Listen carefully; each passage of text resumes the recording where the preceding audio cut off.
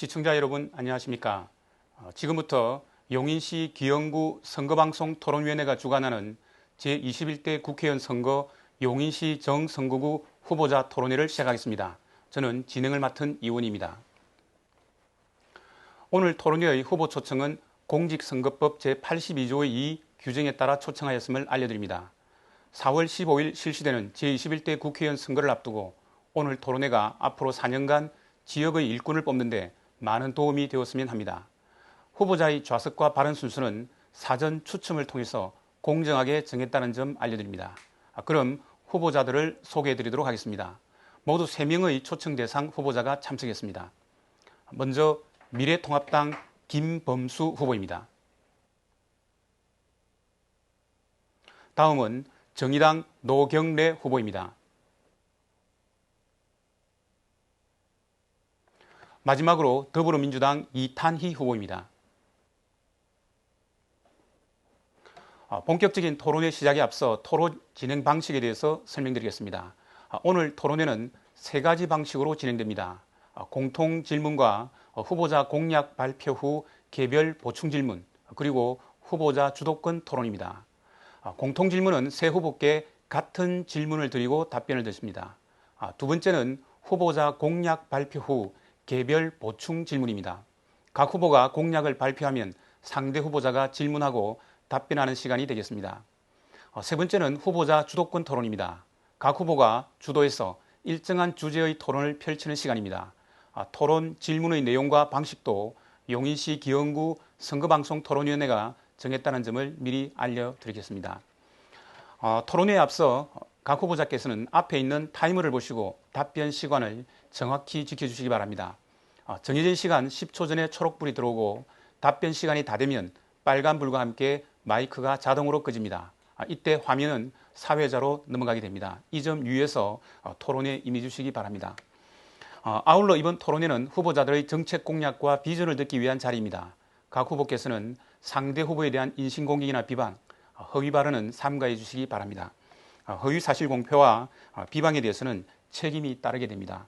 무엇보다 유권자들은 정책뿐만 아니라 후보자들의 토론하시는 모습도 평가리라고 생각합니다. 자, 그럼 이제 본격적으로 제21대 국회의원 선거 용인시 정선거구 후보자 토론회를 시작하겠습니다. 토론회를 시작하기 전에 후보자들의 시작 발언을 듣도록 하겠습니다. 발언 시간은 2분입니다. 자, 먼저 미래통합당 김범수 후보 시작 발언해 주십시오. 예, 안녕하세요. 미래통합당 용인시정 기호 2번 김범수 후보입니다. 저는 국회의원의 임무는 잘 사는 나라, 행복한 나라, 보다 나은 미래를 만드는 것이라고 생각합니다. 행복은 우리가 바로 사는 곳, 지역에서부터 시작됩니다. 저는 지역에 깊이 뿌리를 내리는 생활 정치인이 되겠습니다. 지역 기반이 든든해야 중앙에서 줄 서지 않고 개파 정치 안 할 수 있고 힘이 생깁니다. 힘이 있어야 지역에 예산을 많이 가져오고 지역 현안들을 해결할 수 있습니다. 중앙이나 이념에만 치우친 정치인은 할 일 많은 용인에 필요하지 않습니다.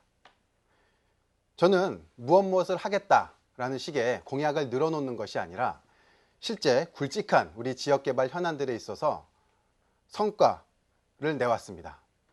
첫 번째로 교통대책 없이 과도한 규모로 지으려던 경찰대 부지 임대주택 사업을 우리 주민들과 함께 힘을 모아서 기적적으로 막아내는 데 성공했습니다. 또한 용인동백 세브란스 의료클러스터 추진위원장으로서 역시 주민들과 힘을 함께 모아서 또한 여야 시도위원들과 힘을 합쳐서 무산위기에 있었던 의료산단을 국토부가 지정하는 데 이끌어내는 데 기여했습니다. 또한 용인시장, 현역 국회의원도 포기했던 죽전동 따복하우스 현장에 20번도 더 넘게 찾아가서 모두가 돌이키기 불가능하다는 이를 주민들이 원하는 방향으로 전환시키는 데 성공했습니다. 지역 국회의원이 지역 현안들을 챙기지 않아서 내버려졌던 잃어버린 4년 반복할 수 없습니다. 용인시, 우리 용인정 지역은 발전하는 젊은 도시입니다. 할 일 많은 도시입니다.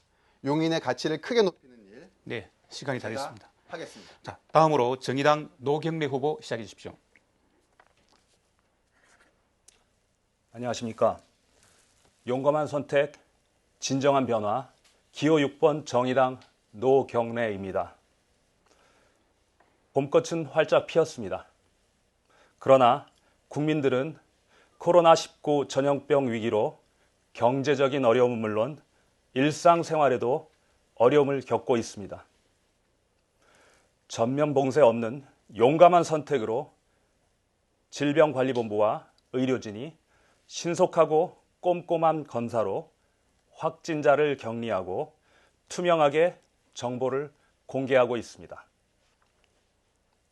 그리고 사회적인 거리 두기에 국민 스스로가 참여하는 감염 창궐을 막는 방역의 주체가 된 진정한 변화입니다.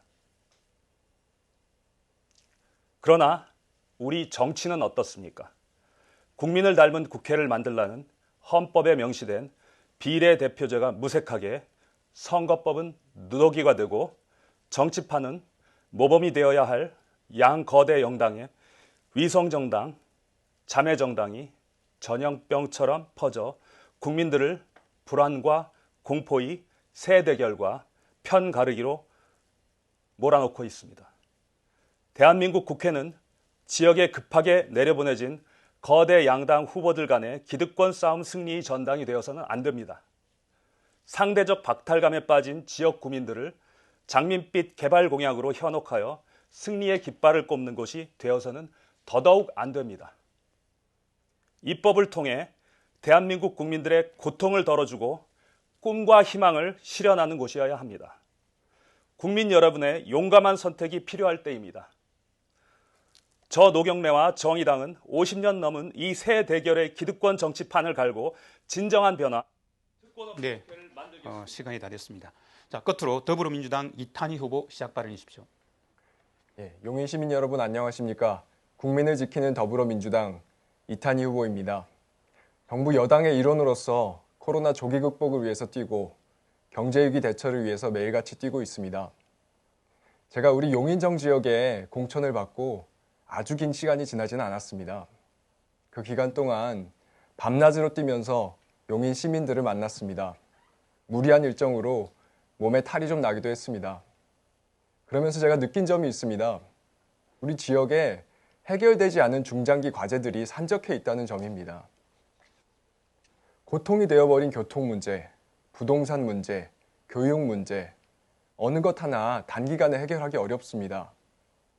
그런데 우리 용인의 선출직 공직자들이 단기에 교체되어 오면서 우리 용인 현안들이 방치되고 후순위로 밀려왔습니다. 우리 용인 지역을 안정적으로 대변할 대표적인 인재가 필요한 시점입니다. 용인 시민 여러분, 이번 총선이 기회입니다. 40대 초반의 집권 여당의 영입 인재인 저에게 힘을 실어주십시오. 저의 가장 왕성한 40대 10년을 우리 용인 지역에 숨통을 틔우는 데 쓰고 싶습니다. 시장, 도지사, 중앙정부, 전 청와대 정책실장, 서울시장까지 광범위한 네트워크를 구축해 두었습니다. 반대를 위한 투쟁을 넘어서서 실제로 성과를 만들어내겠습니다. 용인을 위해서 일할 기회를 주십시오. 그리고 코로나 전부 조기 종식을 위해서 애쓰고 있는 정부 여당에 힘을 실어 주십시오. 기호 1번 이탄희였습니다. 감사합니다. 네, 지금까지 시작 발언의 시간이었습니다. 이제 본격적인 토론회를 시작하겠습니다. 먼저 새 후보께 총 3번의 공통 질문을 드리겠습니다. 후보자들이 동일한 사안에 대해서 어떤 생각을 가지고 있는지 비교해 볼 수 있는 시간입니다. 답변 시간은 2분입니다. 첫 번째 공통 질문입니다. 요즘 코로나 사태로 집값이 하락하고 있기는 하십니다만 얼마 전까지 정부의 부동산 규제로 일부 지역에서 집값이 급상승하는 풍선 효과가 나타나기도 했고 집값에 대한 불안 요소가 늘 잠재하고 있는 상황입니다. 집은 투기 대상이 아닌 일반 국민들의 삶의 보금자리가 되어야 한다는 데 대해서 오늘 참여하신 후보자들도 모두 동의할 것이라고 생각합니다. 자, 후보자께서 생각하시는 부동산 투기를 막을 수 있는 규제 정책과 서민을 위한 부동산 정책에 대해서 말씀해 주시기 바랍니다. 자, 먼저 노경래 후보부터 시작하시겠습니다. 부동산 투기로 인한 자산 불평등은 우리 사회를 절망적인 세습 자본주의로 내몰고 있습니다. 서민의 정부를 표방한 현 정부에서도 부동산 가격은 폭등했습니다. 한국감정원에 의하면 3년 전 5억 7천여만 원이었던 서울 아파트 가격이 2019년 말 8억 3천만 원으로 40% 이상 올랐습니다. 이전 그리고 현 정부 모두 부동산과의 전쟁을 선포했지만 결과는 참패였습니다. 토지에 대한 근본적인 철학과 부동산 정책에 대한 분명한 원칙을 가지고 부동산 불패 신화를 정의당이 저 노경래가 끝내겠습니다. 3주택 이상 다주택자 종합부동산세율을 6%까지 중과세하겠습니다. 집으로 돈 벌겠다는 투기 심리 자체를 뿌리 뽑겠습니다. 현행 우리나라 보유세 실효세율을 OECD 평균인 0.3%로 올리겠습니다. 이와 더불어 주거 취약계층에 절대적으로 필요한 공공주택을 매년 10만 호씩 공급하겠습니다. 토지는 한정된 자원입니다. 어떤 첨단 기술도 토지를 만들어낼 수는 없습니다. 토지와 주택이라는 한정된 자원이 어느 누군가에 집중되면 가격은 상승하고 임대료와 주거비는 상승됩니다. 이 피해는 고스란히 국민에게 돌아갑니다. 부동산 정책은 더 이상 가격 안정이나 공급 정책으로 해결할 수 없습니다. 대한민국 영토는 국민 모두의 것입니다. 공공토지에서 얻은 이익은 당연히 공공에게 돌아가는 토지 공개념을 기초로 한 꺾이지 않는 부동산 정책. 정의당과 저 노경래가 실현하겠습니다. 네, 다음으로 이탄희 후보 답변해 주십시오. 예, 저는 총 3가지를 말씀드리고 싶습니다. 첫 번째, 부동산 가격 안정화라고 하는 정부 여당의 정책 기조에 대해서 절대적으로 동의하고 지지합니다. 다만 현실적으로 고려해야 될 소소한 부분들도 있는 것 같습니다. 특히 부동산 가격에 관련된 서민들의 요구를 재산 증식 욕구로만 폄하해서는 안 됩니다. 교육이나 교통 등 현실적으로 이사를 고려해야 하는 상황이 벌어집니다. 그런 경우에 부동산 가격을 비교하면서 상대적 박탈감을 느낄 수밖에 없는 것이 우리 서민들의 현실입니다. 두 번째, 현재의 규제는 규제 대상 지역을 설정하는 것을 주된 수단으로 삼고 있습니다. 그런데 전문가들도 이런 부분에 대해서는 다소 의문을 표기하기도 합니다. 풍선 효과 때문입니다. 그래서 대상을 설정하는 것 넘어서서 좀 더 다양한 방식의 규제가 필요하다라고 생각하고 있습니다. 마지막 3번째입니다. 섬세하지 못한 부동산 규제 정책으로 인해서 피해를 보신 분들이 분명히 있습니다. 예를 들어 저희 지역구의 교동마을 같은 경우 평소에 거래가 거의 없는데 대출 규제 대상이 됨으로써 1가구 1주택인데도 불구하고 고통을 받으신 분들이 분명히 계십니다. 제가 공인중개사 사무소를 몇 군데 방문을 하면서 직접 그런 사연들을 들었습니다.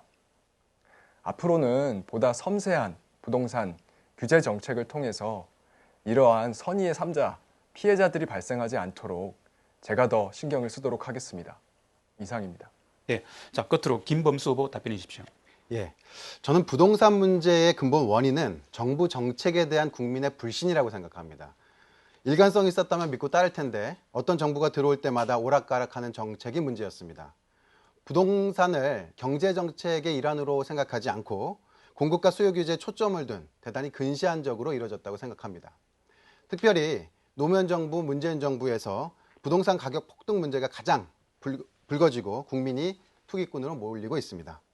저는 원칙적으로 지속 가능하고 일관된 부동산 정책으로 지속 가능한 부동산 정책을 수립해서 집 없는 서민들의 서름을 덜어드리겠습니다. 이를 위해서 첫째로 입지가 좋은 곳에 공공임대주택을 전체 전국 가구 수의 10% 정도를 공급하도록 하겠습니다. 임대주택도 고급형이 가능합니다. 타운하우스도 있을 수 있고요. 임대주택을 선호하는 사람들이 살 수 있도록 좋은 집을 공급하겠습니다. 둘째, 현 정부 들어서 공시가격 급등, 보유세, 양도세, 중과세로 과도한 세금 문제가 불거지고 있습니다. 세금 폭탄 때문에 집을 유지할 수도 팔 수도 없는 상황입니다. 이러한 문제 해결을 위해서 보유세와 거래세 부담을 완화시키겠습니다. 또한 서민과 중산층의 내 집 마련을 위해서 대축 기준을 대폭 완화해야 되겠습니다. 세 번째로 우리 기흥구와 수지구의 조정지구 지정 문제입니다. 2018년 말에 우리 지역에 취해진 조치로 인해서 우리 대출 규제와 세금 등으로 부동산 경기가 얼었습니다. 전형적인 행정 편의주의로 주민의 재산권이 침해당하고 있습니다. 저는 이 조정지구 해제하거나 지역별 핀셋 지정으로 전환하도록 하겠습니다. 우리 집값들이 제값받도록 하겠습니다. 네. 자, 이제 두 번째 공통 질문의 시간을 갖도록 하겠습니다. 자, 두 번째 질문입니다. 한국은행이 기준금리를 0%로 인하하는 등 정부에서 경기 활성화 정책을 동원하고 있습니다만 코로나 사태 속에서 서민 경제의 불황이 어느 때보다 깊어지고 있습니다. 최근 정부 및 각 지방자치단체가 시행하겠다고 한 긴급 재난지원금에 대한 입장과 효과적인 지원금 지급 방안 등 현재의 위기 상황을 타개하고 실물 경제를 활성화시킬 수 있는 후보만의 대안이 있으시면 말씀해 주시기 바랍니다. 자, 이번에는 이탄희 후보부터 시작하겠습니다. 예, 역시 마찬가지로 크게 세 가지 말씀드리겠습니다. 첫 번째, 지금 코로나19 위기로 인해서 전 세계 정부들이 재정 확장 정책을 쓰고 있습니다. 우리나라 같은 경우에는 사실 국가 채무 비율이 독일에 비해서도 사실 아직은 낮은 수준입니다. 우리나라에서 만약에 재정 확장 정책을 적극적으로 쓰지 않는다고 하면 다른 나라들도 의아하게 생각할 것입니다. 적극적인 재정 확장 정책 지지합니다. 재정 확장을 통해서 내수를 진작하고 다시 성장을 하는 선순환 구조를 만들 필요가 있습니다. 둘째, 긴급재난지원금과 관련돼서 우리 더불어민주당은 최근 전 국민에게 지급되어야 된다라는 입장을 정하였습니다. 그것은 이것이 기본소득의 성격보다는 재난에 대한 지원금의 성격을 더 많이 가지고 있기 때문입니다. 이런 특성을 잘 살펴서 전 국민에게 지원을 하는 것은 올바른 일이라고 생각을 합니다. 마지막으로 최근에 화두가 되고 있는 기본소득에 대해서 간단하게 말씀드리겠습니다. 저는 중장기적으로 우리가 검토해 나아가야 될 방향이라고는 생각을 합니다. 다만 예산 문제를 고려해서 섬세하게 접근해야 할 것입니다. 지금 우리는 4차 산업혁명과 저성장이라고 하는 일자리가 많이 창출되지 않고 있는 새로운 경제 구조를 맞이하고 있습니다. 이러한 경제 구조에 맞게 기본소득이라고 하는 것에 대해서도 치밀한 연구가 앞으로 서서히 되어야 된다고 생각하고 있습니다. 이상입니다. 네. 자, 김범수 후보 답변해 주십시오. 예, 지금 지역 경제가 얼어붙었습니다. 코로나로 인해서 가게들이 문을 닫고 회사에 못 나가고 학교에 학생들을 보내지 못하고 있습니다. 저는 이런 지역 경제 활성화나 코로나 사태 지원을 위해서는 결국 재정 투입이 필요하다고 생각합니다. 이 부분에 대해서 단기 정책과 중장기 정책으로 나누어서 말씀을 드리겠습니다. 첫째, 긴급재난지원금에 대한 저희 당의 입장을 말씀드리겠습니다. 직접적 피해 소상공인 자영업자들에게 월 1,000만 원까지 지급하겠습니다. 일자리 잃은 분들에게 월 500만 원을 지원합니다. 이에 따른 재원은 금년 예산 재편성을 통해서 10조 원을 조성하고 신속하게 진행하도록 하겠습니다. 각종 세금을 코로나 이후까지 유예 또는 감면하도록 하겠습니다. 하지만 이러한 단기적인 방편도 있습니다. 필요합니다. 그러나 또한 진정한 경제 활성화, 지역 활성화를 위해서 중단기적 방안에 집중해야 합니다. 어차피 재정 투입을 통해서 경제 활성화를 할 때는 이것이 후손에게 도움이 되는 방향으로 재정을 투입해야 합니다. 이에 저는 한국형 뉴딜 정책을 제안하고자 합니다. 어차피 필요한 미래도시 경쟁력 강화를 위한 도로, 상수도 파이프라인 등 생활 필수 시설들에 대한 정부 재정 투입입니다. 미래세대한 투자, 결국 돈이 기업으로 돌아가고 종업원에게 가고 소비가 이어져서 선순환이 이루어질 것입니다. 나라 경제도 살리고 고용도 살리는 방안이 될 것입니다. 저희 지역의 예를 들어보면 죽전동 같은 경우 노후된 아파트들이 생겨나고 있습니다. 이런 노후된 아파트들에 대한 재건축, 재개발 사업을 적극 추진하겠습니다. 감사합니다. 네, 노경래 후보 답변해 주십시오. 네. 제가 선거로 인해 은행을 다녀올 경우가 있었습니다. 그 은행에는 많은 소상공인들께서 코로나19 위기를 대비해 대출을 받는 길이 길게 이어져 있었습니다. 저희 용인 같은 경우는 다른 시도보다 더 많이 창업하고 또 더 많이 망해 나가고 계십니다. 용인 지역의 소상공인은 전남 지역을 전체 합친 그 숫자보다 더 많습니다. 그럼에도 지원은 아주 미비합니다. 성남은 소상공인 재단이 있고 그 안에서 지원 정책을 수리합니다. 전남은 2곳의 소상공인 지원센터를 운영하고 있습니다. 그에 비해 용인은 소상공인을 위한 대책은커녕 기본적인 통계조차 쉽게 찾을 수 없는 상황입니다. 우선 이번에 재난 기본소득의 70%를 준다 만다 이런 보편적 아니면 선택적 복지의 다툼으로 이런 엄중한 시기에 신속하게 그분들을 도와주지 못한다는 것은 말이 안 됩니다. 저희가 이번 코로나 위기 극복에 100조를 투입하고자 하는 그런 말들이 있었습니다. 제가 말씀드리고 싶은 현 우리나라 정치 상황은 거대 양당이 양극화되어 있고 사회가 청년, 여성, 노동, 소수자 양분화되어서 갈등 비용이 240조라는 그런 연구가 나와 있습니다.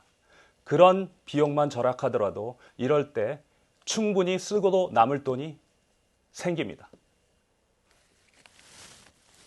네. 자, 이제 세 번째 공통 질문에 대한 답변을 듣는 시간을 갖겠습니다. 자, 세 번째 공통 질문입니다. 최근 3개월 연속 출생아 수가 사망자 수보다 적은 인구 자연 감소 현상이 통계 작성 이후 처음으로 나타나고 있습니다. 이런 추세로 간다면 올해 합계 출산율은 0.82명으로 전 세계 최하위로 국가 위기가 분명합니다. 그럼에도 코로나에 묻혀 제대로 된 논의가 진행되지 못하고 있습니다. 출산을 개인 선택으로 책임을 돌리기보다 노동시장, 주택시장 등 구조개혁을 통해 마음 놓고 출산 가능한 환경을 구축하는 것이 중요하다고 합니다. 후보만의 저출산을 타개할 수 있는 구체적인 정책이 있으시다면 말씀해 주시기 바랍니다. 자, 이번에는 김범수 후보부터 시작하겠습니다. 예, 말씀 주신 대로 저출산 문제는 여야 정파 문제를 떠나서 정권 차원을 떠나서 국가적으로 가장 중요한 시급한 문제 중 하나라고 생각합니다. 이 출산 장애 요인은 일자리, 주택 비용, 자녀 교육 등 전반적인데 다 연결이 되어 있습니다. 청와대에서는 얼마 전에 일자리 수석을 만들고 청와대 일자리 상황판도 만들고 했는데 지금은 그것이 어디 갔는지 모르겠습니다. 일자리를 포기했는지 비정규직 없앤다고 정규직화 했는데 무엇을 하셨는지 국민 세금으로 공공근로사업으로 일용직 늘렸고 공무원 늘려서 세금 낭비했고 그 외에 무슨 일자리가 늘렸는지 먼저 묻고 싶습니다. 한 조사에 의하면요, 이 저출산 원인과 경제적 영향에 대한 자료가 있었는데요. 이 월 평균 임금이 높을수록 결혼 확률이 높아집니다. 결국 돈을 많이 벌어야 결혼도 하고 출산도 한다는 거죠. 이 결혼을 기피하는 가장 중요한 이유 중 하나가 집 문제, 아이 문제, 보육 문제 등 아주 종합적인 문제입니다. 결국 단기적으로는 복지지만 중장기적으로 경제 활성화의 문제와 다 있습니다. 단기적인 차원에서만은 해결할 수 없습니다. 출산 지원 관련 정부 비용도 상당한데요. 이것이 부처마다 흩어져서 효과가 없습니다. 저는 그래서 이 한 곳에 이 출산 관련한 정책을 일목요연하게 관리하고 집행하기 위한 인구대책 전문 부처가 만들어져야 된다, 이렇게 생각을 합니다. 가장 큰 장애 요소인 주거와 보육, 양육비, 이를 위해서 소득과 좋은 직장, 고용 촉진이 필요합니다. 하나로 끌을 수 없는 문제, 국가가 제공해야 됩니다. 지금까지 정책은 실패했는데 이것들을 총체적으로 제1과제로 네. 만들어야 됩니다. 자, 노경래 후보 답변해 주십시오.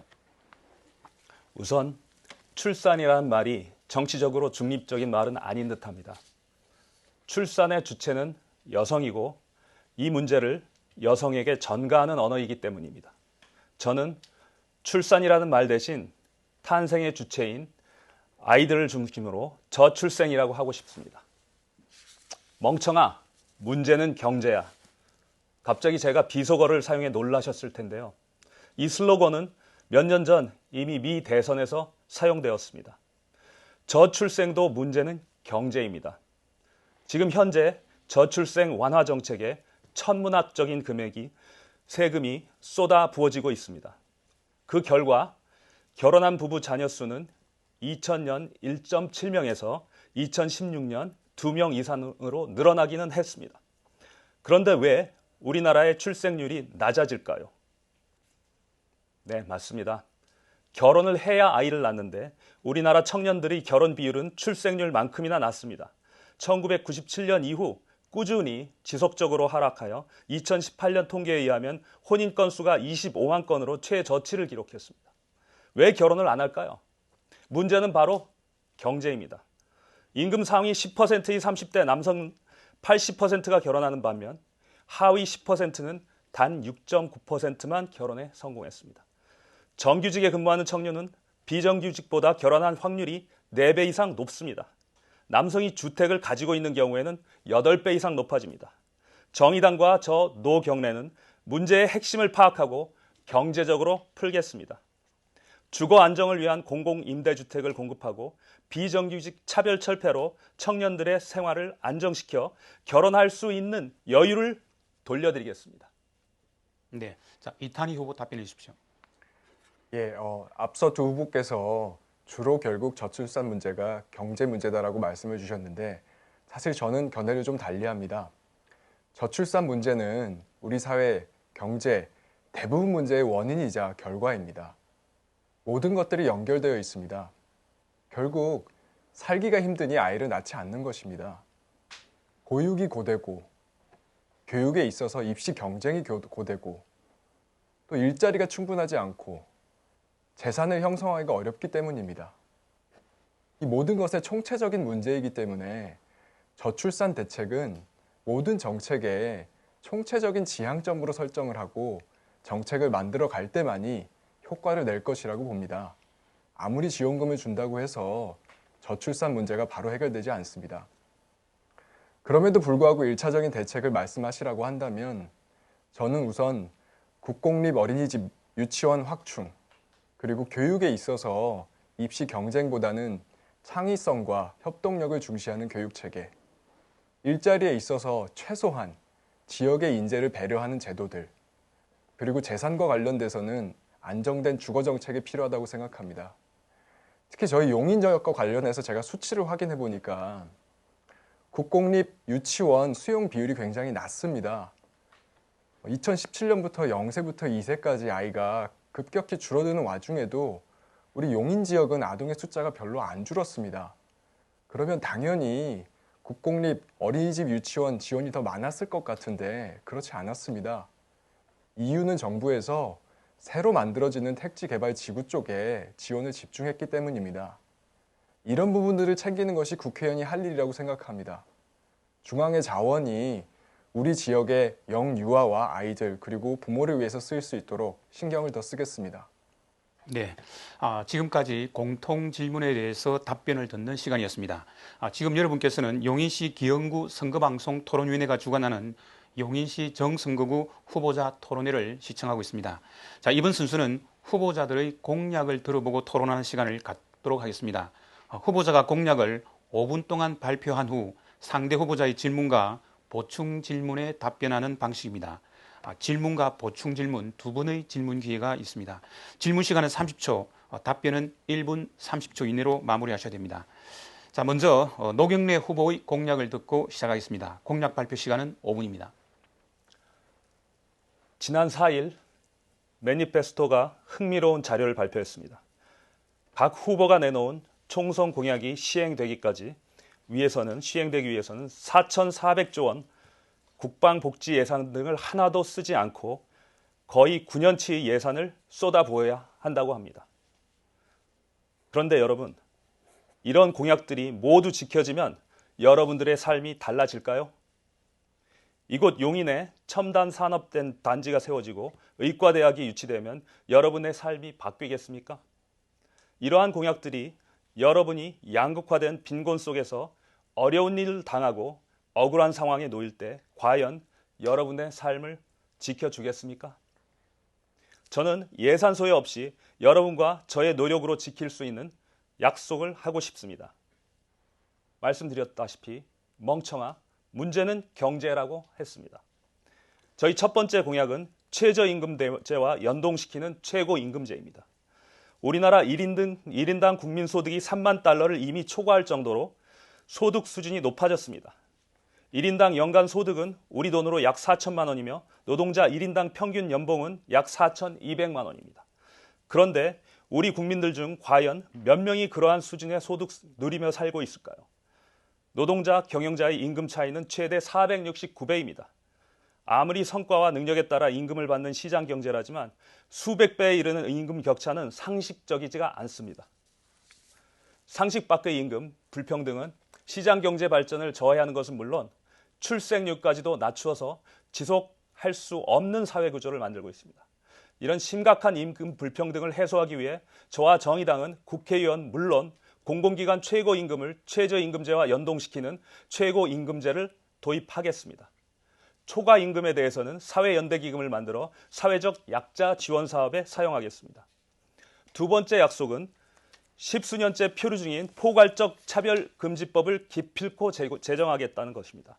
시, 도, 국가 차원에서 이미 계획 중이고 진행 중인 개발 사업들이 지금 당장, 아니 이미 실현되었다 하더라도 80%가 넘는 우리 국민들은 스스로를 을이라고 여기고 90%가 넘는 국민이 우리 사회의 갑질 문화가 개선되어야 한다고 생각합니다. 학력에 따른 차별은 물론이고 성별, 연령에 따라 지역에 따라 차별은 존재합니다. 유엔은 지속적으로 우리나라에 포괄적 차별금지법을 제정 권고를 한 바가 있습니다. 많은 분들이 개별적 차별금지법이 있는데 왜 또 포괄적이냐 궁금해하십니다. 질문에 답이 있습니다. 장애인 차별금지법, 학력 차별금지법이 이미 제정돼 있지만 우리 사회에서 장애인, 학력 차별이 없다고 생각하십니까? 포괄적 차별금지법으로 차별의 정의를 확대하고 직접 차별뿐만 아니라 간접 차별, 괴롭힘을 규율하고 징벌적 손해배상제도, 증명책임의 전환 등 구제수단은 실효성을 갖출 수 있습니다. 갑질을 당했다고 생각했을 때, 남과 다르다는 이유로 차별을 당했을 때 약자인 여러분들의 삶을 지켜줄 법, 포괄적 차별금지법을 발의하겠습니다. 궁전에 살아도 마음이 편해야 행복합니다. 세 번째, 노경래는 늘 여러분 곁에 있겠습니다. 주권을 위임받기 위한 14일의 선거 운동 기간은 친근한 이웃으로, 주권을 위임받은 4년 후는 높으신 의원님으로 두 얼굴을 갖지 않겠습니다. 노경래와의 만남을 상례화하여 바뀌는 제도, 새로 제정된 법안을 들고 여러분과 끊임없이 소통하겠습니다. 여러분이 필요한 법과 제도를 열심히 듣고 주권자인 여러분의 목소리를 국회에 전달하겠습니다. 정책의 중심을 시민으로, 국민을 닮은 국회로 가져오겠습니다. 저 노경래와 정의당이 실현하겠습니다. 네, 노경래 후보의 공약 발표를 들었습니다. 이에 대해서 질문하고 토론하는 시간을 갖도록 하겠습니다. 자, 먼저 이탄희 후보 질문해 주십시오. 예, 노경래 후보님 좋은 말씀 잘 들었습니다.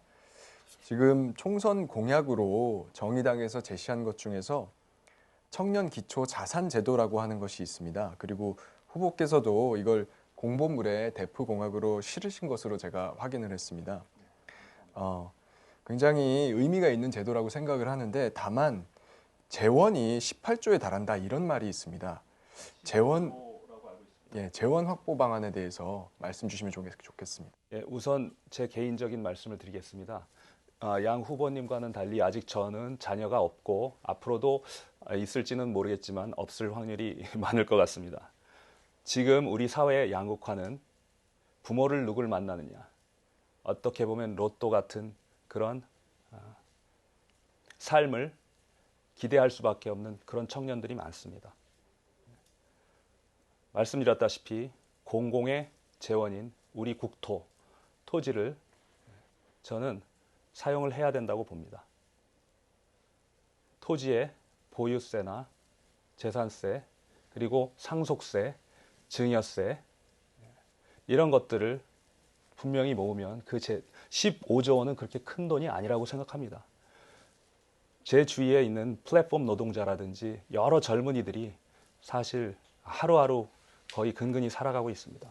그들에게 사회 안정망을 줄 수도 있지만 청년으로서 3천만 원으로 주거 안정 자금, 그리고 일자리 자금, 그리고 또 학교를 다녔다면 대학의 대출금을 갚을 수 있는 그런 자금으로 부모가 없더라도, 그리고 부모가 있더라도 3천만 원을 더 여유 자금으로 씀으로써 그들이 앞으로 우리 사회의 일원이 돼서 행복하게 살아갈 수 있는 기초를 만들겠습니다. 네, 이탄희 후 보충 질문해 주십시오. 예, 마찬가지로 주로 이제 재원과 구체적인 실현 방안에 대한 질문입니다. 소상공인들 어려움 해결하기 위한 방안으로 좋은 이야기를 많이 주셨습니다. 상가 임대료 안정, 젠트리피케이션 방지, 자영업자 사회 안전망 강화, 이런 내용들 참 마음에 와닿는데요. 이 부분들에 관련돼서도 구체적으로 어떻게 상가 임대료를 안정시키실 것인지, 젠트리피케이션은 어떻게 방지할 것인지 생각이 있으시면 나눠주시면 좋겠습니다. 일단 제가 소상공인으로서 지금 내고 있는 그런 세금들이 빈 공지에 사용하지 않는 그런 공지에 내는 세금은 지금 굉장히 높습니다. 사실 그런 공지들이 제가 볼 때는 자연 환경이 보존되고 아름다운 그런 공지들에는 세금이 오히려 상가나 이런 쓰고 있는 지금 경제적인 활동을 하고 있는 데보다 아주 높이 부과되고 있는 걸로 알고 있습니다. 저는 이걸 한번 재고해 봐야 된다고 생각합니다. 상가에서는 이미 부가가치가 나오고 있습니다. 그 토지를 이용해서 그렇게 부가가치를 창출하고 있기 때문에 공공 토지 공개념상 공공의 우리 국민의 영토인 토지에서 그런 부가가치가 창출되었다면 분명히 거기에는 세금이 그만큼 더 얹어져야 된다고 생각합니다. 그런 세금들이 이제까지 주택보다도 오히려 그런 상가 지역의 그런 건물들이 세금을 더 적게 내는 걸로 알고 있습니다.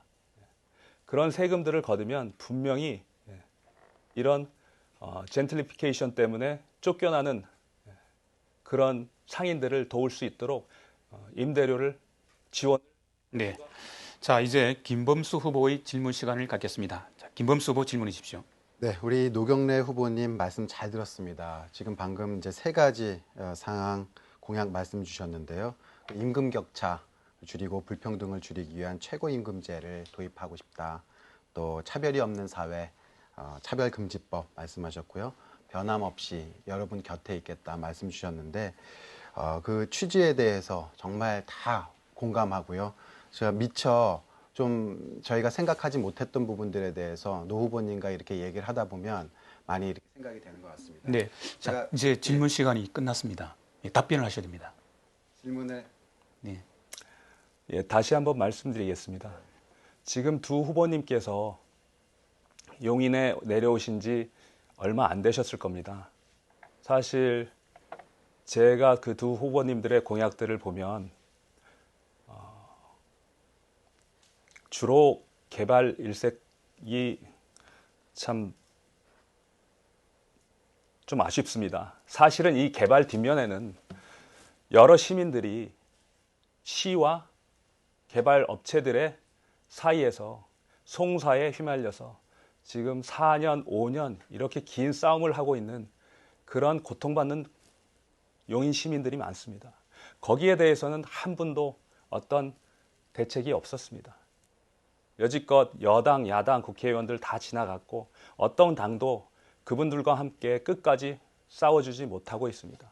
아까 말씀드렸다시피 그런 갈등 치유 비용으로 저희가 1년에 240조를 쓰고 있습니다.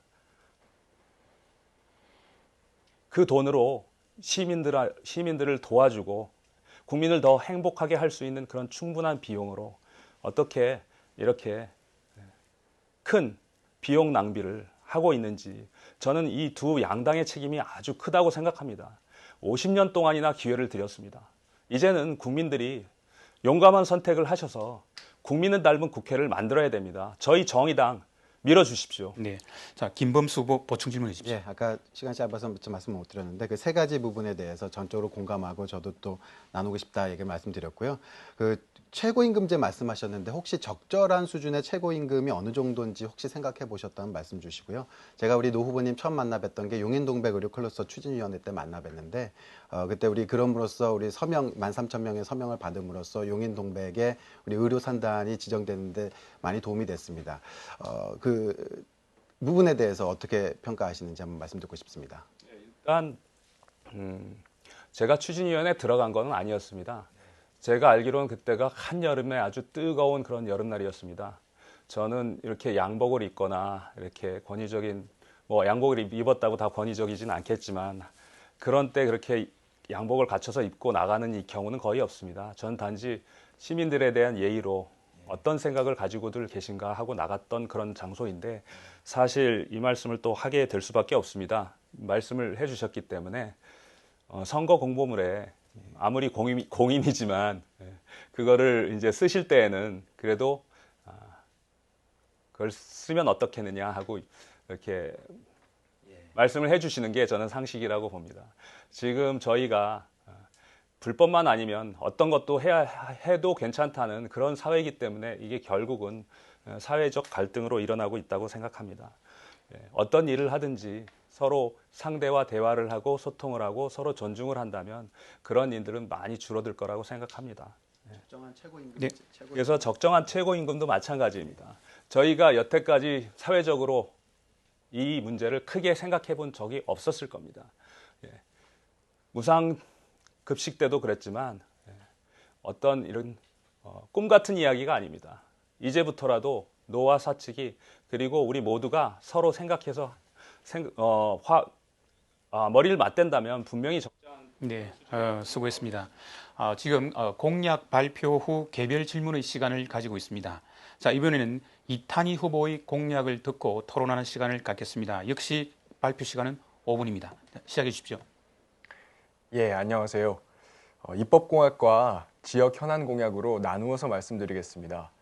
저는 국회의원이라고 한다고 하면 정당의 당론에 거수기처럼 손만 드는 것이 아니라 본인이 스스로 우리 사회에 꼭 필요한 법안을 만들어낼 수 있는 능력이 있어야 된다고 생각합니다. 저는 우리 더불어민주당의 당론에 대체로 찬성하고 있지만 그중에서 특별히 저 이탄희만이 만들 수 있는 법안에 대해서 세 가지 말씀을 드리고자 합니다. 우선 첫 번째, 국회를 바꾸는 법입니다. 20대 국회는 최악의 국회를 보여줬습니다. 법안 처리율이 30%도 안 되었고 여야 합의가 파기된 것만 지난해에만 7차례입니다. 또 야당에서 보이콧한 것만 해도 20차례가 넘고요. 그런데 어쨌든 21대 국회는 일하는 국회의 구조를 만들어줘야 합니다. 그것을 위해서 일하지 않는 국회의원을 해고할 수 있는 국민 소환제, 그리고 회의에 참여하지 않는 국회의원의 세비를 깎는 일하는 국회법을 도입하겠습니다. 둘째로 법원을 바꾸겠습니다. N번방 사태에서 보듯이 일부 재판에서 판사들의 양형이 국민들의 상식과 굉장히 떨어져 있는 경우가 있습니다. 양형 절차에 과학자와 전문가 그리고 피해자도 관여해서 심의할 수 있도록 참여하는 양형개혁법을 만들겠습니다. 또 유전무죄, 무전유죄가 없어지도록 정관예우방지법도 도입하겠습니다. 세 번째로 우리 사회를 바꿀 수 있는 사회적 의인법을 만들고자 합니다. 진정한 명예를 획득하셔야 될 분들이 색깔론과 모함으로 인해서 명예를 잃는 경우를 너무 많이 보았습니다. 이런 일들이 사라져야 되겠습니다. 예를 들어 이번에 대구 코로나 사태 때 무료로 가서 봉사하신 분들이 만약에 질병을 얻는다면 이분들은 사회적 의인입니다. 세월호 참사 때 아이들을 구조하기 위해서 민간인 잠수사분들 애쓰시다가 후유증에 시달리고 있습니다. 이분들도 사회적 의인입니다. 마땅히 명예를 누려야 할 분들에게 명예를 되찾아주는 것이 우리 아이들에게 올바른 생각을 갖도록 하는 일이라고 생각합니다. 다음은 지역 현안 공약입니다. 굉장히 많은 내용들이 있는데 크게 4가지로 분류를 해서 말씀드리겠습니다. 첫 번째는 교통 관련 대책입니다. 교통이 고통이라는 말 저도 실감하고 있습니다. 첫날 저희 집 마북동에서 여의도까지 출퇴근하는데 왕복 4시간이 걸렸습니다. 파김치가 됐습니다. 일에 집중하기가 어려웠습니다. 가장 중요한 것은 지금 추진되고 있는 GTX 용인역 원활하게 추진되도록 만드는 일이라 생각합니다. 집권 여당의 후보가 확실히 할 수 있습니다. 여기 완성되면 서울까지 10분 이내로 갈 수 있을 것입니다. 10분대로 갈 수 있을 것입니다. 그리고 동백에서 신분당선까지 용인역을 통과하는 철도망을 구축하도록 하겠습니다. 물론 중장기적인 과제입니다. 그래서 단기적으로는 광역 급행버스를 도입하고 마을버스 준공영제를 도입하겠습니다. 동백 IC도 신설하겠습니다. 다음으로 플랫폼시티 개발 문제입니다. 플랫폼시티 내에 친환경 첨단 산업을 유치하고 공공시설을 확충하도록 하겠습니다. 문제는 재원 확보입니다. 경기도시공사가 95%의 수익금을 가져가게 되어 있습니다. 결국 경기도지사를 설득해야 하는 문제입니다. 저는 이미 경기도지사와 대화를 시작했습니다. 셋째는 경찰대 부지 문제입니다. 제 입장은 명확합니다. 첫째, 교통 문제 해결이 전제되지 않고는 대규모 아파트 단지 반대합니다. 더 나아가서 이 경찰대 부지만큼은 우리 용인 시민들이 아끼는 곳인 만큼 문화와 환경이 살아 숨쉬는 허파와 같은 곳으로 만들고 싶습니다. 모든 계획도시가 이런 곳을 가지고 있습니다. 분당에는 중앙공원이 있고 일산에는 호수공원이 있습니다. 우리도 그런 만한 공원을 가질 자격이 있다고 생각합니다. 마지막으로 용인 시민들의 삶의 질을 개선하기 위한 여러 가지 방안들입니다. 기반시설이 참 부족합니다. 저희 용인정 지역에는 소방서도 없고 보건소도 없고 미세먼지 측정소도 없습니다. 도서관이 없는 동도 있습니다. 문화, 예술, 복지, 생활체육, 교육, 보육시설들을 확충하겠습니다. 이것을 통해서 삶의 질을 개선해서 더 이상 이사 문제에 대해서 많이 고민하지 않을 수 있도록 만들어 드리겠습니다. 이상입니다. 네. 자, 이제 이탄희 후보의 공약에 대해서 토론하는 시간을 갖겠습니다. 먼저 김범수 후보 질문해 주십시오. 예, 이탄희 후보님 말씀 잘 들었고요. 이 2가지로 설명 주셨는데 국회에서 하실 일, 정당 거수기가 되지 않겠다 말씀하셨는데 민주당에서 그 당론과 다른 것을 좀 인정하지 않는 분위기인데 그것을 잘 할 수 있으실까 좀 우려가 됩니다만은. 그리고 용인신문에서 얼마 전에 5대 공약을 발표를 하셨는데 그때 내놓으신 거 2주 전에 한 거와 지금과 너무나도 다른데 한 2주 만에 어떻게 이런 여러 가지 공약들을 내주셨는지 먼저 묻고 싶습니다. 예, 용인신문 관련된 말씀은 아마 보도자료 말씀인 것 같은데요. 저희 캠프에서 정식으로 나간 공약은 그때 나간 것이 아닙니다. 그 이후에 저희가 공약이 나갔고요. 용인신문 인터뷰 때는 제가 먼저 밝혔듯이 구체적인 공약은 마련 중인 단계다라고 말하고 있는 상태였습니다. 좀 사실관계에 오해가 있으신 것 같고요. 그리고 아까 당론과 관련된 말씀을 하셨는데요. 저는 제가 우리 집권 여당의 대표적인 역입 인재라고 하는 것이 오히려 강점이라고 생각하고 우리 용인 지역에 그것이 큰 힘이 될 수 있다고 생각합니다. 저는 이미 말씀드린 바와 같이 플랫폼시티 수익금 문제와 관련돼서 경기도지사와 대화를 시작했고 또 우리 경찰대 부지 개발 문제와 관련돼서 LH공사 사장을 직접 불러서 간담회를 할 수 있도록 중개 역할을 하기 위해서 청와대 전 정책실장을 자문단장으로 모셨습니다. 서울시장과도 만나서 광역버스 문제에 대해서 대화를 나눴고요. 또 용인시장께도 최근에 추경에 대해서 긴급 생계 지원하시기 전에 만나서 긴급한 자금 집행이 필요하다. 특히 아동이나 아니면 초중 고등학생들에 대한 돌봄 쿠폰 지급이 필요하다는 말씀을 제가 드렸습니다. 그리고 우연치 않게 같은 날 물론 계획이 있으셨겠지만 그 계획이 발표돼서 굉장히 기뻤던 기억이 있습니다. 저의 여당 대표적인 영입 인재라는 것은 우리 용인의 힘이 될 수 있습니다. 예, 김범수 후보 보충 질문해 주십시오. 예, 짧은 시간에 그런 많은 공약 마련해 주셔서 감사하고요. 그 이제 힘 있는 여당 말씀하셨는데 역사상 어디든 늘 힘 있는 여당은 없었습니다. 네임덕이 없었던 정부는 없었기 때문에 또 이번 총선 결과에 따라서도 어떻게 될지 모르겠습니다. 그리고 이제 경찰대 부분 같은 경우는 현 정부의 정책이 임대주택 다량 공급이고 그것이 여당의 입장이고 시의 입장이고 현역 국회의원의 입장이었습니다. 그것을 반대해서 이렇게 한다라는 것이 가능할지 한번 또 묻고 싶습니다. 예, 이 부분도 제가 정확하게 반박하고 싶습니다. 사실과 다른 부분들이 있습니다. 일단 임대주택 계획이 처음으로 만들어진 것은 2013년입니다. 박근혜 정권 때고요.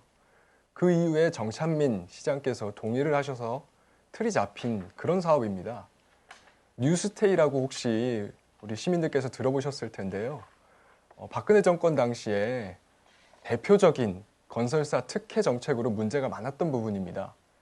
공공임대주택인데 임대료가 비싸서 실제로 만족하는 사람이 아무도 없었습니다.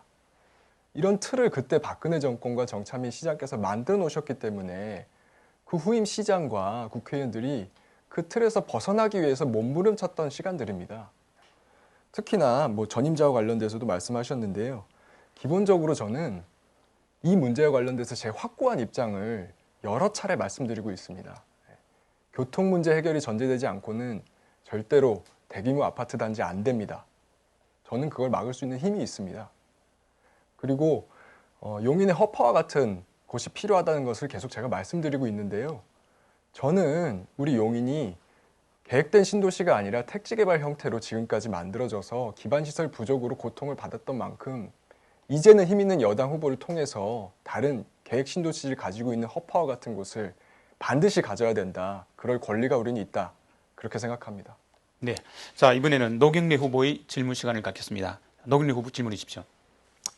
일단 이탄희 후보님께서 개발 일색인 이런 공약이 아니라 국민의 삶을 그리고 국회를 선진화시킬 수 있는 그런 공약들을 가지고 오셨다는 데에서는 대단히 환영합니다. 그러나 사실 표창원 후보님의 선거 공보물에도 이 많은 공약들이 사실은 겹치는 게 나와 있었습니다. 그리고 지금 용인시에서도 네, 질문 시간이 끝났습니다. 네, 답변해 주십시오. 예, 아마 이제 노 후보님께서 걱정하시고 계신 부분은 이것을 해낼 수 있겠느냐, 아마 이제 이런 부분이라고 제가 선회를 하고 말씀을 드리고자 합니다. 저는 사실은 국회의원의 역할이 이거라고 생각합니다. 지역 공직사회의 구심점 역할을 해서 지자체와 또 중앙정부와 또 수많은 공직자들이 서로 소통하고 이해관계를 조정해서 협력해서 일을 할 수 있도록 만드는 것. 이것이 가장 중요하다고 생각하고요. 두 번째로는 중앙의 자원이 우리 지역에 공정하게 분배될 수 있도록 하는 역할. 그것이 중요하다고 생각합니다. 그런데 이 두 가지 역할을 단순히 1, 2년 만에 해낼 수 있는 것은 아닙니다. 한 사람이 안정적으로 그 지역을 대변하면서 대표적인 정치인으로 성장할 때만이 이런 역할을 제대로 해낼 수 있습니다. 그래서 제가 거듭 말씀드립니다. 저는 제가 40대 초반으로서 40대, 50대에 가장 왕성한 20년을 앞두고 있다고 생각합니다. 저희 20년을 이 용인 지역의 대표적인 정치인으로서 지역사회의 구심점과 또 중앙정부에 대한 자원분배 요구를 해낼 수 있는 힘 있는 사람으로 클 수 있도록 시민들께서 저에게 이번에 힘을 실어주셨으면 좋겠습니다. 만약에 시민들께서 함께 해주신다고 한다면 노 후보님 걱정하시는 모든 부분들 저는 결국 다 해낼 수 있다고 확신합니다. 네, 보충 질문해 주십시오.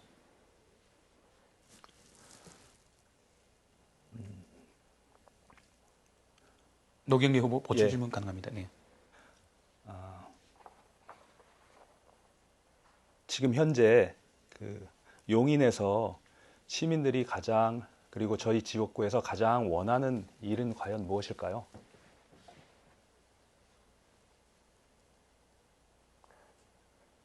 예, 여러 가지 굉장히 많다고 생각하고요. 사실 제가 일단 공약을 말씀드리면서는 가장 많은 시민들이 공감할 만한 부분을 먼저 꼽았습니다. 그렇기 때문에 교통 이야기를 했던 것이고요. 또 제가 그 부분을 사전에 듣고 알고 있었기 때문에 첫날부터 일부러 대중교통을 이용해서 여의도까지 가봤던 겁니다. 그리고 참 안타까웠던 것이 이 문제의 뿌리를 캐보니까 결국은 난개발이었다. 아주 오래전부터 이 용인 지역을 체계적인 계획을 가지고 개발하지 않고 포도송이 개발이라고 해서 구석구석에 그냥 아파트 단지만 대규모로 공급하는 이런 방식으로 개발을 하다 보니 기반시설이 부족했고 특히 그 중에 가장 큰 것이 도로와 대중교통 체계였던 것입니다. 서울로 출퇴근해야 되는 사람들이 많은 입장에서 이것은 정말로 고통스러운 상황입니다. 그런데 놀라운 것은 우리 용인 시민들께서 십수년간 그 상황을 견뎌오시면서 스스로 이 공적인 요구에 대응하기 위해서 수많은 공동체들을 만들고 조직적으로 활동해 오고 계시다는 점입니다. 그 공동체들을 만나면서 저는 정말로 용인 시민들에 대한 존경의 마음을 갖게 됐고요. 이 공동체들의 힘으로 그리고 제가 만약에 기회가 주어진다면 이것들을 올바른 방향으로 끌고 갈 수 있는 리더의 역할을 해서 우리 용인에 필요한 기반 시설들을 반드시 확보해내고 싶습니다. 네. 자, 이제 공약 발표 후 개별 질문 마지막 순서가 되겠습니다. 이번에는 김범수 후보의 공약 발표를 듣고 토론하는 시간을 갖겠습니다. 역시 공약 발표 시간은 5분입니다. 시작해 주십시오. 예, 5가지 정도로 분류해서 말씀을 드리겠습니다. 저는 첫 번째로 우리 용인정 모든 집을 우리 지역을 GTX 역세권으로 만들어내겠습니다. 이를 위해서 마을버스 체계를 전면 개편하겠습니다. 국내 최초의 AI 시스템을 도입한 셔틀버스, 그 마을버스를 만들겠습니다. 집에서 예약을 하면 바로 용인 GTX역까지 10분 이내에 도착하고요. 용인 GTX역에서 강남역까지 15분이면 갈 수 있습니다. 우리 공항버스를 생각하면 쉽게 좀 생각을 있을 테고요.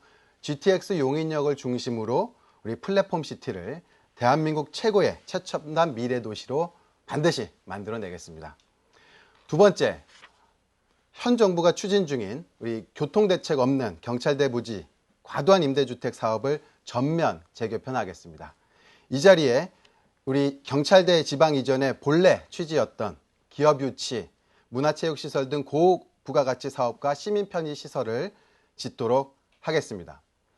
이 부분은 문재인 정부의 시책과 강력하게 싸워서 이 현재의 계획을 전면 재검토시켜야 하는 거기 때문에 여당 후보는 할 수 없다 이렇게 생각이 되고요. 상당한 의지와 노력 그리고 주민들과의 협치가 필요하겠습니다.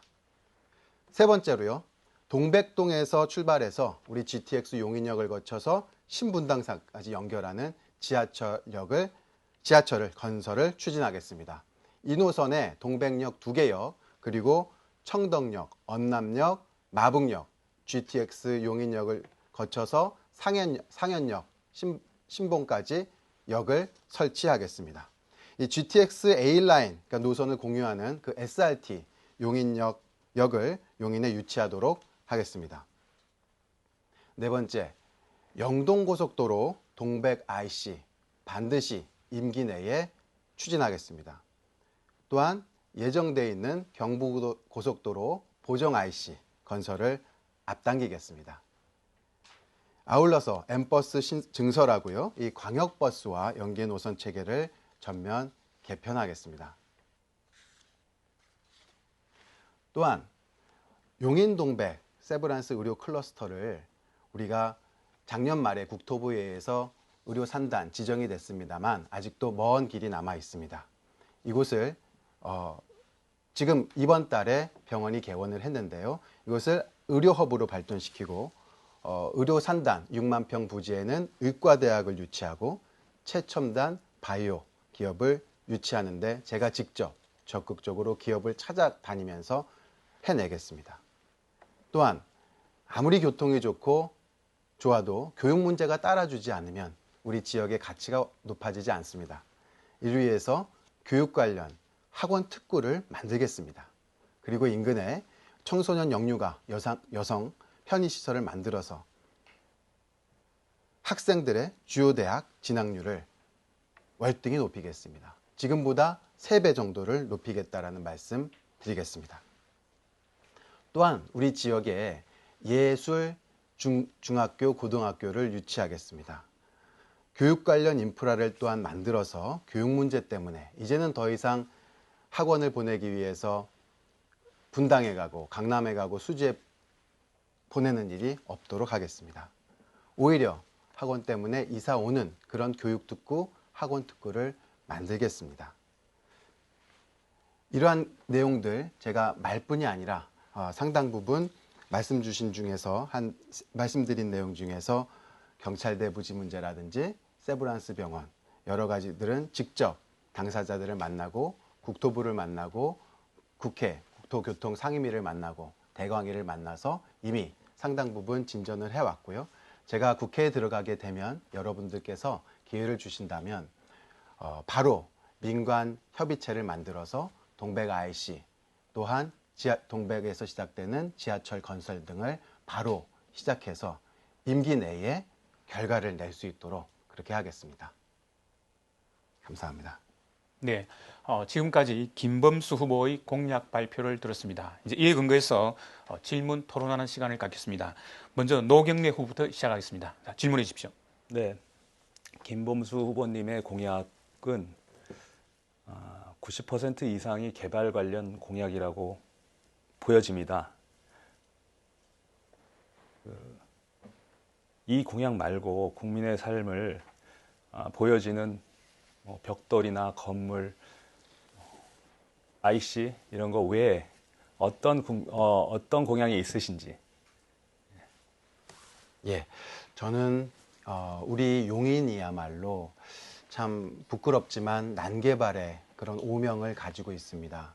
96년도 정도에는 인구가 20만 명이었다가 불과 정말 20여 년 만에 인구가 지금은 108만 명으로 성장을 했습니다. 급성장했습니다. 폭발적으로 성장하고 있고 아마도 조만간에는 수원보다도 많아지는 전국 지자체 시도를 통틀어 가장 많은 또 인구가 있는 그런 도시가 될 것입니다. 많은 우리 주민들이 그러나 또 상실감에 있습니다. 우리 그거 인구 증가에 따른 여러 가지 인프라들이 교통 문제라든지 또한 교육 문제, 인프라가 갖춰져 있지 못하기 때문에 오는 커다란 상실감과 저평가된 도시 이런 것들이 지금 우리 주민들이 가장 필요하다. 저는 그렇게 느끼고 있습니다. 그렇기 때문에 지금 우리 5가지 정도의 그런 개발 지금 당장 이루어되고 꼭 해야 될 것들을 말씀을 드렸고요.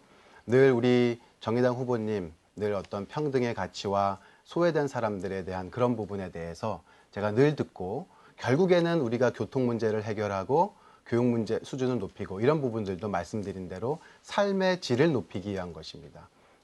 우리가 삶의 질을 높이기 위한 환경 문제라든지 이런 부분들에 대해서도 우리가 똑같이 동등하게 또 고려를 해야 되겠습니다. 네, 자 노경래 후보 보충 질문해 주십시오. 자, 이 용인시에서 지금 현안에 대해서 다 용인시에서 이렇게 일을 하고 있는 이런 목록입니다.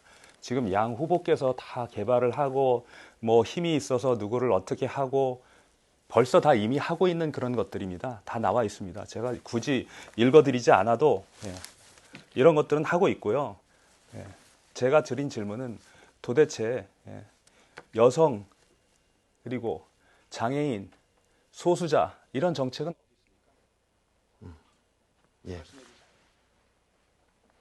예, 역시 이제 같은 질문이신데요. 그런 여러 가지 사업들 우리 지역에서 많은 이제 진행되고 있다라고 말씀을 주셨는데 또한 꼭 해야 될 사업들이 진행하지 못하고 있어서 문제점들이 저는 더 많다고 보고 있는 겁니다. 그런 점에 있어서 우리 노 후보님께서 보시는 그는 우리 지역의 가장 중요한 문제와 제가 또 보고 있는 조금 더 빨리 그리고 분명하게 확실하게 해결돼야 될 문제 우선순위는 분명히 차이점이 있는 것 같습니다. 한 가지만 예를 들어드리면 저는 우리 제가 살고 있는 동백동의 의료 클러스터가 꼭 들어와야 된다라고 생각했던 이유 중에 하나가 그 작년 중순에 네이버 데이터 센터가 저희 용인에서 다른 곳으로 나간 그런 사례가 있었습니다. 환경 문제라든지 지역 주민들의 반발로 인해서 네이버 데이터 센터 유치를 못했고 사실상 그 부지에서 이제 네이버가 나갔을 때 100여 개의 지자체에서 서로 유치 경쟁을 벌이고 있었습니다. 저는 똑같은 일이 반복될 것이 굉장할까봐 우리 또 용인 동백의 의료 클러스터 추진을 했던 것입니다. 그런 여러 가지 우려 사항들 또 있지만 저는 우선순위에 있어서 우리 지역 발전을 위해서 가장 우리 주민들이 필요로 하는 것이 무엇인지를 더 듣고 그것들을 먼저 실행하겠습니다. 네. 자, 이제는 이탄희 후보의 질문 시간을 갖겠습니다. 질문해 주십시오. 예, 저도 사실은 노 후보님하고 같은 취지의 질문입니다. 이 김범수 후보님 공약을 듣다 보면 좋은 내용은 많지만 결국 이게 다 이루어지고 나면 우리 용인 정지역이 마치 어디 중국의 한 도시처럼 잿빛 도시가 돼버릴 것 같은 그런 불안감이 듭니다. 최근에 교육공학 중에서 인서울 대학 진학 비율을 3배 높이겠다 공약을 내셨는데요. 입시 지옥을 만들겠는 거냐라는 학부모님들의 반응도 있습니다. 보육과 아이들 행복에 관련된 공약은 혹시 없으신지 궁금합니다. 저도 이탄희 후보님 이렇게 공약을 보면 정말 또 이렇게 따뜻하고 좀 아름다운 공약들이 많이 있으신 것 같아요. 우리 지역을 허파로 만들고 우리 플랫폼 시티를 심장으로 만들겠다. 그런 어떤 그 아름다운 공약들이 많으신데 제가 제 공약 중에서 사실관계를 말씀드리면 인서울이라고는 하지 않았고요. 이제 주요 대학, 전국의 주요 대학의 진학률이라고 말씀을 드렸습니다. 저는 그리고 그것이 단순히 어떤 점수로 를 중심으로 하는 주요 대학뿐만이 아니라 아이들의 진로 교육을 통한 적성을 찾아내는 그러한 교육, 그리고 다양한 교육, 그렇기 때문에 가치가 다양화되는 교육, 그렇기 때문에 예술 중고등학교를 또 유치하겠다라고 말씀을 드렸습니다. 네, 보충 질문해 주십시오. 예, 다음은 제가 팩트 체크를 좀 하나 해보고 싶은 부분이 있습니다. 의료 산단 관련돼서 9월 달에 추진위가 구성되고 3개월 만에 유치가 성공했다 이렇게 주장을 하신 걸로 저희가 보고 있는데 사실은 내용을 보면 2016년 12월에 투자 의향서가 제출됐고 2020년 1월 달에 지정계획 고시가 연장됐습니다. 법적으로는 이 두 가지 말고 크게 확정됐다라고 볼 만한 내용이 없는데 구체적으로 어떤 근거로 확정됐다고 말씀하시는지 3개월 동안 무엇 하신 건지 궁금합니다. 예. 저희가 이제 추진위원회를 시작할 때만 해도요, 용인시의회라든지 용인시의 전반적인 입장은 의료 산단은 좀 보류해야 된다라는 것이 전반적인 시각이었습니다. 왜 우리 동백동이 반드시 의료 산단을 유치해야 되는가? 동백동이 아니면 처인구에도 할 수 있고 또 세브란스 재단이 아니면 다른 재단이 올 수 있다라는 것이 우리 시의 입장이었습니다. 그런데 이러한 그 주민 여론 서명운동이라든지 여론 활동을 통해서 그런 부분에 대해서 많이 의견이 시도 바뀌었던 것으로 확신하고 있고요. 그리고 작년 2019년 3월, 4월에 원래는 의료 산단이 동백병원, 동백의료 세브란스 병원과 같이 경기도의 승인이 들어갔어야 됐습니다. 그것이 계획으로 있었는데 용인시가 승인을 안 하는 바람에 그것이 늦춰졌던 겁니다. 그리고 제가 아직 의료 클러스터 산단이 완성됐다고 말씀드린 것이 아니고요. 제가 아까 또 초두에 말씀드린 것처럼 국토부의 의료 산단이 지정이 되었던 것이고 앞으로 또 그 지역의 그 환경청에 의한 60%의 또 부지 재척이라든지 이런 사유 때문에 아직도 해야 될 일이 굉장히 많습니다. 그렇기 때문에 더욱더 강력한 의지로 이것을 우리가 추진해 나가지 않으면 아직도 무산될 위기가 있다. 이렇게 말씀드립니다. 네. 자, 수고했습니다. 지금까지 공약 발표 후 개별 질문의 시간을 가졌습니다. 자, 이제는 후보자 주도권 토론의 시간을 갖도록 하겠습니다. 주도권 토론은 토론자가 5분 동안 자유주제로 진행하게 됩니다. 주도권을 가진 후보자는 나머지 후보자에게 모두 질문하여 주시기를 부탁드립니다. 토론 상대방 순서는 주도권을 가진 후보자가 선정하되 특정 후보에게만 질문하지 않도록 하여 주십시오. 질문은 1분 이내, 답변은 30초 이상으로 보장해 주시기를 부탁드립니다. 다시 부탁드립니다. 두 후보, 다른 후보에게 모두 고루 기회가 배분되도록 시간을 잘 관리하시 부탁드립니다. 자, 먼저 이탄희 후보자부터 토론하겠습니다. 토론 시간은 5분입니다. 예, 먼저 노경래 후보님께 질문 드리겠습니다. 사회주택 사업에 관심이 좀 있으신 것으로 알고 있습니다. 실제로 주거 정책은 매우 중요한 부분이라고 생각을 하는데요. 이게 주택 공급률이 100%를 넘었다고 하지만 여전히 여러 채의 집을 가지고 있는 사람들이 많지 집이 없는 사람들도 굉장히 많은 상태입니다. 일정 기간 동안의 수도권 신규 공급 물량을 상당수를 그냥 기존의 보유자들이 분양받았다는 통계도 있습니다. 그래서 이 주택 정책에 대한 생각을 간단하게 밝혀주시면 좋겠습니다. 아까 공약 주제 발표에서도 말씀드렸다시피 저희 부동산 정책의 철학 자체가 바뀌어야 된다고 생각합니다. 대한민국 영토는 어느 한 개인의 것이 아닙니다. 우리 전체의 것입니다. 국민 전체의 것입니다. 특히 공공용지를 사용할 때는 기업이나 어느 한 특정 단체에 몰아주기보다는 주민들을 먼저 생각하고 그 위에 주민들을 위한 주택을 지어서 그분들이 교육비 25%, 주거비 25%, 그분들의 평균 수입이 400만 원이 채 안 됩니다. 용인 특히. 그 400만 원을 반을 그렇게 쓰고 나면 나머지 도대체 그 비용으로 어떻게 생활을 해 나가겠습니까? 예, 말씀 잘 들었습니다. 다음은 저기 김범수 후보님께 질문하겠습니다. 저는 제가 이해하는 국회의원의 역할은 결국은 지역 현안 공약을 얼마나 많이 내느냐 이런 것도 있지만 그것이 실제 성과를 내려고 하면 다른 공직자들과 협업을 해야 합니다. 그런데 제가 굉장히 우려되는 것은 이제 김범수 후보님 같은 경우에는 지금 이미 그 같은 당의 이상일 후보님하고도 서로 공약이 사실이 아니다 이런 논란이 벌어지고 있고 또 더 넓게 보면 이제 문재인 대통령 탄핵에 참여하시거나 아니면 최근에 논란이 됐던 뭐 주옥수 씨 MOU 이런 것들처럼 우리가 대다수의 상식을 가지고 있는 건전한 공직자들이 보기에는 편향되어 있다 이렇게 비칠 수 있는 행동들을 많이 하고 계시는데요. 이게 자칫 우리 지역을 대표하는 공직자가 되셨을 때 이러다 보면 협업이 되지 않아서 우리가 동백섬이라는 말이 있는데 더 나아가서 아예 우리 용인 정 지역이 이러다가 대한민국의 외딴 섬이 되는 거 아니냐 이런 우려를 하시는 분들도 있거든요. 좀 이런 우려를 불식시켜 주실 수 있는 충분한 설명을 해주셨으면 좋겠습니다. 예. 협업 부분에 대해서 저는 누구보다도 우리 또 지역 국회의원들 주변 지역의 국회의원들이나 또 중앙에 계신 분들 또 정부 관련 부처분들하고 또 많은 또 교류를 해왔고 제가 언론 생활을 한 20여 년 해오면서 또 우리 여의도라든지 정부 각 부처에 있는 그런 분들하고 그리고 또 모든 그런 각 분야별 정책 문제에 대해서 많이 또 연구하고 해왔기 때문에 누구보다도 또 많은 그런 네트워크를 가지고 있습니다.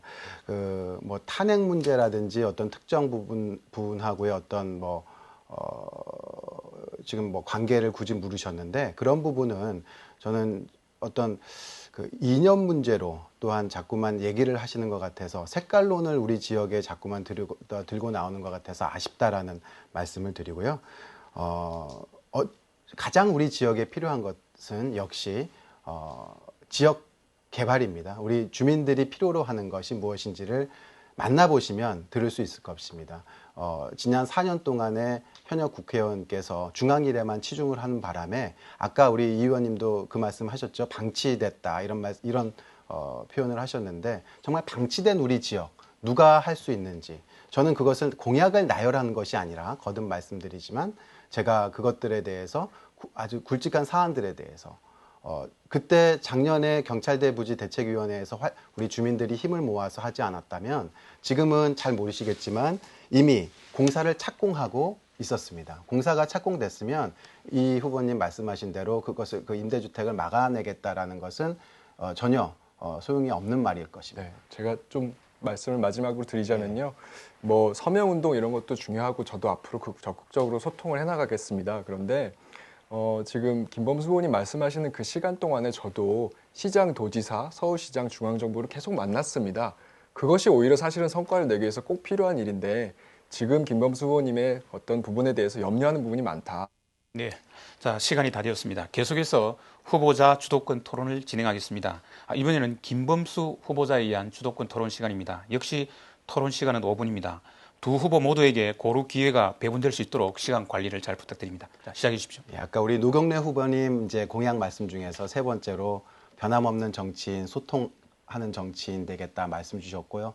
굉장히 저도 아주 공유하는 바였습니다. 많은 분들 지금 우리 선거운동 기간 중에도 저는 가능하면 많은 분들 만날 수 있도록 이렇게 찾아가고 있습니다. 이탄희 후보님께 질문 드리고 싶은데요. 기존에 한 4-5번 정도의 그런 여러 토론의 기회, 만남의 기회가 있었는데 매번 무산돼서 굉장히 아쉬움이 있었습니다. 가장 좀 많은 분들이 우려하는 부분이 우리 여기 지역 현역 의원께서는 중앙 일을 하시느라고 그런 지역 현안들을 못 챙기셨는데 그것이 반복되는 것이 아닌가.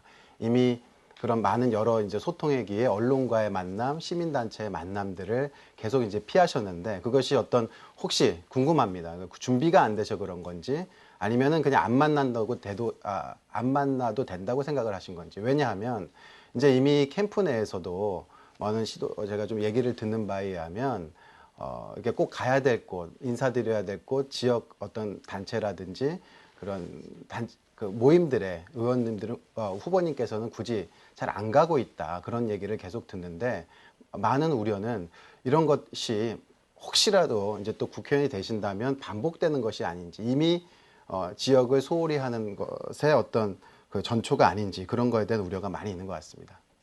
예, 답변 드리겠습니다. 말씀하신 부분은 전혀 사실이 아니고요.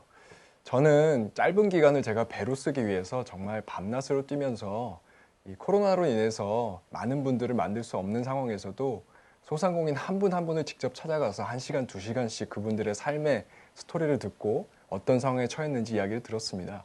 그래서 제가 그분들을 모아서 오픈 카톡방을 지금도 운영하고 있고요. 한 번씩 거기서 직접 대화를 나누고 있는 상황입니다. 저의 활동에 대해서 아마 전혀 모르시기 때문에 오해를 하고 그럼 계신 짧게 것 질문 드리겠습니다. 지금까지 토론의 토론의 부분을 4-5번을 말씀드리겠습니다. 취소한 이유는 무엇인가요? 뭐 취소한 적은 없고요. 예, 제가 나오지 않으신 이유는 뭔가요? 그 이제 토론회랑 관련된 부분들은 이제 일부 그 중에서는 아마 저희 캠프에서 혼선이 있었던 부분도 있는 것 같습니다. 예, 그 부분에 대해서는 제가 대표로 좀 유감의 말씀을 드리고요. 지금 사실은 제가 정부 여당의 후보로서 사회적 거리두기라는 정부의 정책과 관련돼서 어느 정도 솔선수범을 해야 되는 상황은 있습니다. 예, 그런 것들을 제가 조화롭게 하기 위해서 한 분 한 분 만나는 과정을 갖고 있는 것이고 오히려 제 입장에서는 굉장히 더 많은 시간을 투여해서 여러분이 모이는 곳을 어떻게 보면 못 가는 대신에 2배, 3배, 4배의 시간을 투자해서 사람들을 만나서 깊이 있게 소통하고 있다. 이 부분 말씀드리고요. 저는 제가 지역구 국회의원이 된다고 한다면 지역구 국회의원이 대한민국에서 요구되는 가장 큰 역할 중에 하나는 지역에 있어서 구심점이 되어야 된다는 것이고요. 또 지역 주민들과 소통하는 것을 넘어서서 그들의 공통의 요구를 결국은 중앙까지 전달해서 성과를 만들어내는 일이라고 생각합니다. 예. 저는 그런 역할을 반드시 해내겠습니다. 예, 저는 이제 현 문재인 정부의 가장 큰 문제 중에 하나가 이제 소통의 부재 그리고 대화 상대를 협치 상대를 적폐로 규정하고 했던 것이 가장 큰 문제가 아닌가 그런 생각이 듭니다. 우리 지역에서는 그런 일이 없었으면 좋겠습니다. 정말 오직 우리 지역에서 가장 필요로 하는 그 부분들에 대해서 최우선 순위를 가지고 그런 부분들이 해결이 됐으면 좋겠습니다. 이념에 경도된 지금 어떤 색깔론 같은 것들을 가져오시는 것 그리고 또 누구와 사진을 찍었다. 저는 언론인으로서 많은 분들 여야 좌우 모든 분들을 만나고 있는데 그렇다면 후보님은 국회의원이 되신다면 한쪽 사람들만 만날 것인지 그런 것도 다시 한번 묻고 싶습니다. 네, 답변 드리겠습니다. 협치를 말씀하셨는데요. 저 협치 중요하다고 생각하고요. 중요한 건 말이 아니라 실천입니다. 그렇습니다. 제가 좀 유감스럽게 생각하는 것은 우리 김범수 후보님께서 협치를 중요시한다고 말씀을 하시면서 사실은 제가 처음 공천 받았을 때부터 지금까지 지속적으로 문자와 SNS를 통해서 저에 대해서 이념적인 비난을 하셨습니다. 이념적인 비난 구체적인 전혀 표현을 없습니다. 저도 잘 알고 있고요. 네. 그리고 나아가서 공보물에 아예 한 페이지를 저에 대해서 그러니까 김범수 후보님 공보물에 김범수 후보님에 대한 내용이 아니라 이탄희 후보에 대한 이야기를 한 페이지 가득 담으셨고요. 거기에는 굉장히 인격 모독적인 표현들이 들어 있습니다. 그래서 저희가 선관위를 통해서 법적 절차를 밟고 있는 상황이고요. 그런 상황 속에서도 다시 한번 무시하시고 또 본 공보물에 같은 내용을 다시 실으셨습니다. 저는 말로는 협치를 하시면서 뒤에서 이렇게 하시는 것이 오히려 굉장히 이념적인 태도다 이제 이렇게 말씀드립니다. 예, 말로는 그렇게 하시면서 또한 어떤 이념적인 공격, 또는 특정 사람들과 네, 시간이 다 되었습니다. 자, 마지막 후보자 주도권 토론의 시간을 갖겠습니다. 이번에는 노경래 후보자에 의한 주도권 토론의 시간입니다. 다시 한번 부탁드리겠습니다. 두 후보 모두에게 고루 기회가 배분될 수 있도록 시간 관리를 부탁드립니다. 자, 노경래 후보자 시작해 주십시오. 예, 일단 김범수 후보자님께 묻겠습니다. 자녀가 계시죠? 이성년 자녀신 걸로 알고 있고요. 저번 토론회에서 제가 들었듯이 그분들한테 증여를 하신 주식이 있다고 들었습니다. 예, 증여세를 내고 적법한 절차에 의해서 얼마 했습니다. 정도 주셨나요?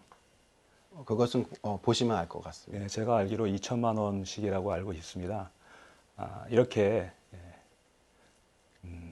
부모님께서 여유가 있으시면 증여세 내고 증여하는 것 뭐라고 하지 않습니다. 그러나 우리 많은 청년들은 아직도 그런 혜택을 부모님께 받지 못하고 있습니다.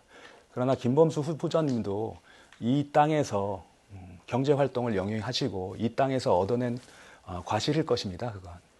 그거를 자식들한테 물려주는 거 괜찮습니다. 그러나 그런 게 없는 그런 청년들은 어떻게 할 것인지 거기에 대한 대책이나 이런 건 없으셨던 것 같습니다.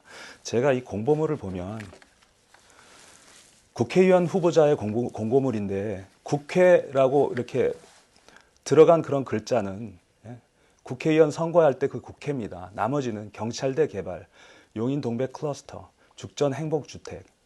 이게 그 국회의원 선거 요것만 가린다면 어떤 이게 뭐 아파트의 그 광고물인지 그렇게 혹시 뭐죠 착각을 할 수 있을 정도가 아닌가. 예, 여기에 대해서는 어떻게 생각하십니까? 이제 계속 같은 질문을 던지고 계신 것 같습니다. 어떤 우선순위에 대한 생각이 우리 노 후보님과 저하고는 좀 상당히 차이가 있는 것 같긴 합니다만은 저는 우리 지역에 우리 용인정 지역에 가장 지금 지역 주민들이 절실히 필요로 하고 있는 점들이 그 점이라고 생각을 하고 있습니다. 네, 그러면 이탄희 후보님께 묻겠습니다. 국회가 있는 목적과 국회의원이 있는 목적은 무엇이라고 생각하십니까? 예, 국회의 목적이라고 하면 기관으로서의 국회는 당연히 국민 주권주의, 주권 재민 사상이라고 하는 우리 헌법의 기본적인 사상을 현실에서 구현하기 위해서 존재하는 것이고요. 따라서 이제 국회가 가장 민주적으로 구성되어야 한다. 비례성이 지켜져야 된다. 아마 이제 그 부분은 노 후보님께서 말씀하실 거라고 생각을 하고 저도 그 부분에 대해서도 동의를 합니다. 예, 그리고 요즘 상황이 이제 여러 가지 현실적인 부분에 있어서 우리 그 비례대표제가 개정이 됐던 취지에 좀 부합하지 못한 측면이 벌어진 부분에 대해서 저 개인적으로 사실 좀 안타깝게 생각하는 부분이 있습니다. 사실 학교에서도 배웠듯이 입법, 사법, 행정에서 입법부인 국회는 사법과 행정권을 견제하는 기능이 있습니다. 그게 가장 큰 기능입니다.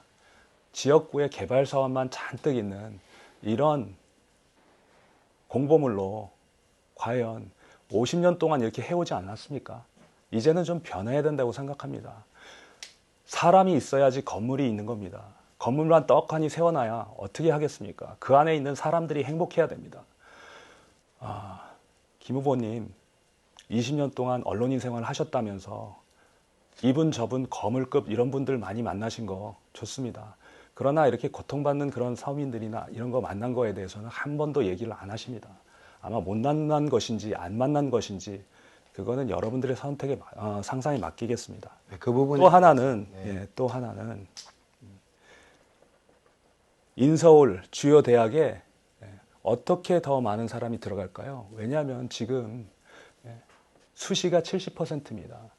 수시는 정해져 있습니다. 절대평가 20%에 들지 않으면 상위 20%에 들지 않으면 인서울이나 주요 대학 가기 힘듭니다. 그거 퍼센티지를 어떻게 늘리시겠다는 얘기입니까? 그리고 답변 드릴까요? 아시겠지만 그 나머지 정시 거기는 더 힘듭니다. 지금 학생들이 청소년들의 우울증의 원인이 50%가 학업 스트레스입니다. 예, 노 후보님 말씀. 학원 유치, 국제학교 유치, 미국 유명 대학 3개를 나오셨더라고요. 그 총 합을 해보니까 10년이고 거기에 들어가는 학비는 거의 10억 수준입니다. 동백에 어떤 분이 그런 데를 보낼 수 있을까요? 네, 시간이 다 되었습니다. 이것으로 오늘 준비한 토론은 모두 마치도록 하겠습니다. 마지막으로 각 후보자께 앞선 토론에서 미진했던 부분이나 보충 발언을 하실 수 있는 마무리 발언 시간을 2분씩 드리겠습니다. 본인의 마무리 발언이 되겠습니다. 김범수, 노경래, 이탄희 후보 순으로 하겠습니다. 2분입니다. 자, 먼저 김범수 후보부터 말씀해 주십시오. 예, 오늘 유권자들 만나볼 수 있는 시간, 좋은 시간 가질 수 있어서 영광입니다.